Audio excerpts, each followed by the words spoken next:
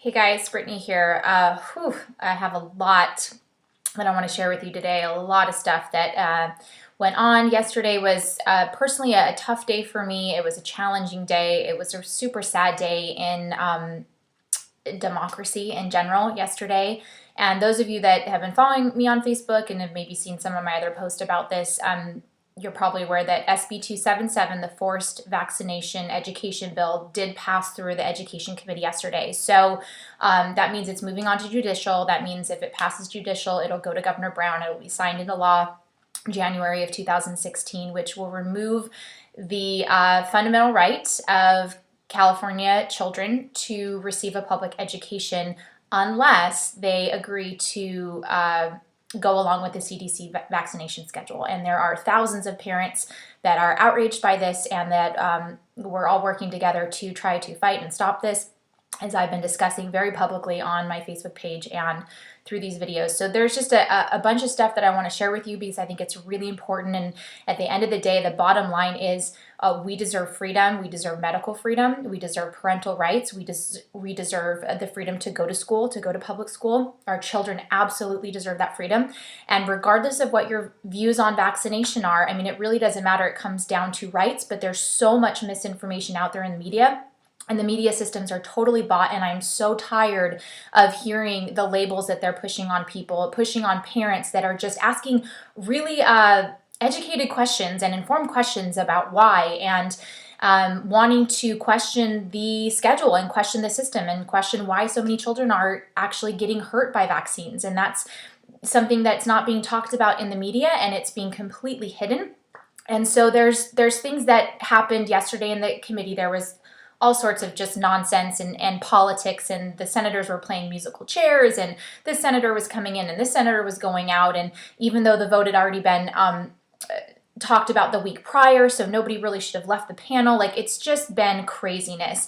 But it's not the first time this has happened in American politics, and I want to just share some history with you guys because this is a normal part of the political process, unfortunately, because our politicians are bought, and they're bought by pharmaceuticals, and that should be something that every single American is furious about. And it has nothing to do with being pro or anti-vaccine, and whatever your personal belief is, that should be your belief, and you should be able to have that right with your child.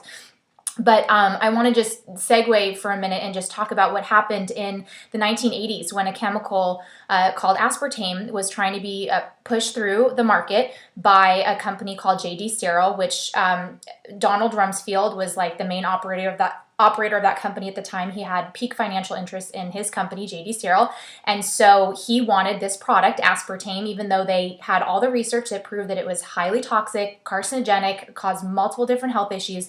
They wanted it on the market for profit. And so there was a 5-member committee at the FDA, and a bunch of members were voting no, and there was a doctor that spoke out against it, Dr. John Only, and he tried to fight against that product going out to the marketplace. And the FDA's own toxicologists even said that without a shadow of a doubt, aspartame caused brain tumors and cancer, and that it was lethal for human beings. So what did Rumsfeld do? Well, he called in a favor, and sure enough, they appointed Dr. Arthur Hull Hayes to the committee, and he was the deciding vote. So he pushed the vote over, and aspartame in 1981 was put on the market, and it was started off in dry foods, and we now know that it's still on the market. It's in Diet Coke, it's in a bunch of different diet products, it's in almost every form of conventional gum. If you chew gum, it's one of the second or third ingredient in most conventional chewing gums. And we know that it's linked to 99 different health disorders. So that's number one of the first things I tell everyone to get out of their body. And this video is not about aspartame at all. We can talk about that at a later time. However, my point is that they have been doing this for decades. If they want an agenda to go through, they're going to bulldoze it through. And that's what happened yesterday in the Education Committee with the forced vaccination bill. You guys, this does not have to do with public health, okay? We don't have a health epidemic. There was a small measles outbreak, less than 200 cases in a population of 33.5 million people. Okay, vaccination rates are not down. They actually are up from 1% to 4% in the years of 2013 to 2015. There's been an increase. Okay, so there's no need to force this agenda. The only purpose behind it is profit. And you can see from the testimony at these committees, you can see Pan, who is a political puppet, talking to his handlers, which are lobbyists for the pharmaceutical industries, which is just, why they're even allowed in the room, let alone whispering to a senator while he's giving his presentation to other senators, is just, it's criminal. And it shouldn't be allowed, but it is. And unfortunately, our children are being affected by it right now. So a couple things that I want to talk about is that, 35 doses of vaccines, of 5 different strains of viruses, 5 different vaccines and 35 doses have been added to the schedule in the last 15 years. Okay, so as a parent, I think it's a normal thing to question, hey, how come when I was a kid there was 8 or 9 shots and why are there close to 40 now? And just have that open dialogue, but we're not allowed to do that. And if we do that, we are completely just put down by the media and by doctors. And I have so many friends that have been bullied into receiving vaccines that they were not comfortable with. That happened to me in my old pediatrician's office with my youngest. We were bullied into getting some shots that I did not want her to get. And as I continued to do research, I made my own informed decision about what I felt was best for my children. And the fact that the government has paid out $3 billion with a B, dollars in the last several years to vaccine victims. Okay, $3 billion. If vaccines are safe and there's no side effect, then why is that happening? So what happened yesterday, and the fact that that bill is just being bulldozed through and the media is just lying to people, and they're forming these groups in the community, and they're pinning us against each other, pro-vaccine, anti-vaxxers. They want this animosity between the two groups so that it creates this separation. And I want to read to you a document I got in the mail this morning from the National Vaccine Information Center, who's started by Barbara Loe Fisher, who's someone I hold in a very high regard. She's an amazing woman, and she is on a mission and on a crusade to educate the public and to protect families and to protect children from these atrocious pharmaceutical companies who are, in my opinion, murdering children. And I'm not saying that lightly. That is a fact. Kids are dying and they're getting mutilated by some of these vaccines and some of these drugs that are on the market. So I just want to read to you now. This is not just in California. This is, all over the state. There's been a bunch of different bills that came out all within weeks of each other to take away religious rights, medical rights, education rights. It's just atrocious. And she says in here that some of the extreme societal sanctions being publicly proposed against those criticizing vaccine safety and declining to buy or get every federally recommended vaccine are as follows: tracking and public identification of vaccine persons, censorship of speech about vaccine, well, they'll have a hard time getting me to shut up about it, lawsuits including fines and criminal prosecution, imprisonment, banning children from getting an education, well, we know that's happening right now in the state of California, firing health and childcare workers, teachers, and all school staff, denial of medical care if they refuse to follow the CDC schedule, taking away medical license from doctors who criticize vaccines, taxing of unvaccinated Americans, and the creation of safe zones. Now, that's the scariest one to me, the creation of safe zones that the unvaccinated cannot cross. Okay, you guys, that is such a huge form of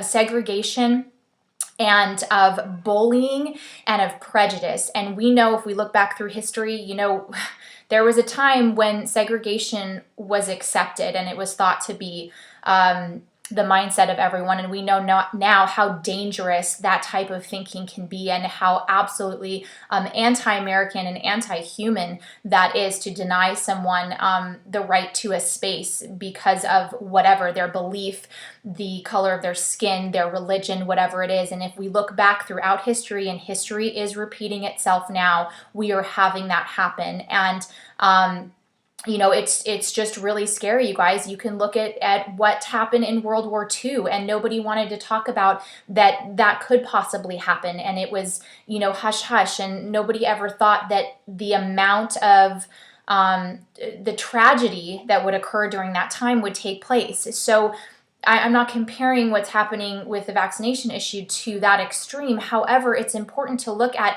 it's a slippery slope when you start to take away the right to education, when you start to segregate a population from another population, when you create fear, propaganda, and campaigns to separate families and to make this very unfriendly, uncomfortable environment, when people are just asking really important questions about safety, about effectiveness, and wanting some reform in this country, which is what we deserve. You know, we don't need forced vaccinations, we need vaccine reform. So over 30,000 injuries happen each year that are reported to the vaccine adverse reaction reporting system. 30,000, okay? So it's not that vaccine injuries are minimal or don't happen, okay? They're happening. They're just being covered up by the media and covered up by the government. And you deserve to know that as a parent, and you deserve to walk into your doctor's office and make an informed medical decision for your child. And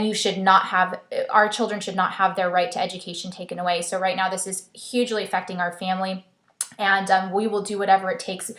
They have put an amendment to the bill where you can now homeschool your kids, which for a lot of families, it's not feasible. It's not financially something that they can do. A lot of parents have, two incomes outside of the home, and they're not able to stay home with their kids. So this is going to wreak havoc in California. The state is going to lose a lot of money if this goes down. So my hope is that you watch this video and you get involved. If you're not already, get involved.